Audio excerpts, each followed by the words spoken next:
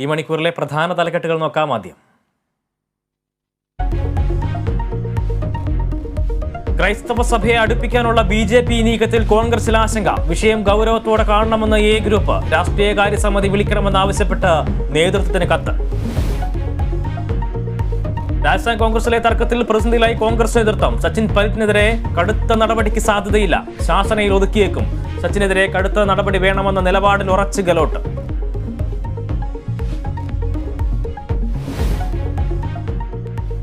കേരളത്തിനുള്ള ആദ്യ വന്ദേ ഭാരത് ഇന്നെത്തും. തിരുവനന്തപുരം മുതൽ കോഴിക്കോട് വരെ പ്രദർശനയാത്ര. ട്രയൽ റണ്ണിലുള്ള ഒരുക്കങ്ങൾ പരിശോധിച്ച ദക്ഷിണ റെയിൽവേ മാനേജർ. ഈ മാസം 25-ന് പ്രധാനമന്ത്രി നരേന്ദ്രമോദി ഫ്ളാഗ് ഓഫ് ചെയ്യും. എലത്തൂർ ട്രെയിൻ തീവെപ്പ് കേസിൽ തെളിവെടുപ്പ് വേഗത്തിൽ പൂർത്തിയാക്കാൻ അന്വേഷണ സംഘം. പ്രതി ഷാരൂഖ് സേഫിയെ ഇന്ന് ഷൊർണൂരിലെത്തിച്ചേക്കും. ഷാരൂഖിന് കസ്റ്റഡി കാലാവധി ഈ മാസം 18-ന് അവസാനിക്കും.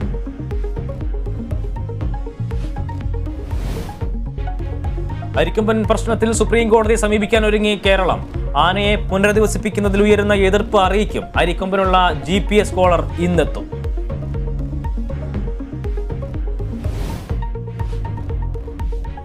NCERT സിലബസിൽ വീണ്ടും വെട്ടിത്തിരുത്ത. പൊളിറ്റിക്കൽ സയൻസ് പുസ്തകത്തിൽ നിന്നും മൗലാന അബ്ദുൽ കലാം ആസാദിനെ ഒഴിവാക്കി.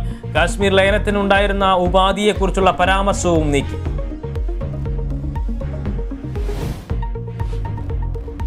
പെന്റഗൺ രേഖകൾ ചോർത്തിയ കേസിൽ ഒരാൾ അറസ്റ്റിൽ. പിടിയിലായത് അമേരിക്കൻ വ്യോമസേനയുടെ നാഷണൽ ഗാർഡ് അംഗം ജാക്ക് ടെക്സീറോ.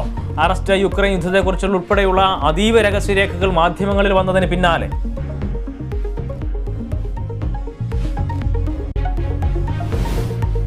IPL-ൽ ഗുജറാത്ത് ടൈറ്റൻസിന് ആവേശകരമായ ജയം. പഞ്ചാബിനെ 6 വിക്കറ്റിന് തകർത്തു. ശുഭ്മാൻ ഗില്ലിന് അർദ്ധ സെഞ്ചുറി. കൊൽക്കത്ത ഹൈദരാബാദ് മത്സരം ഇന്ന്.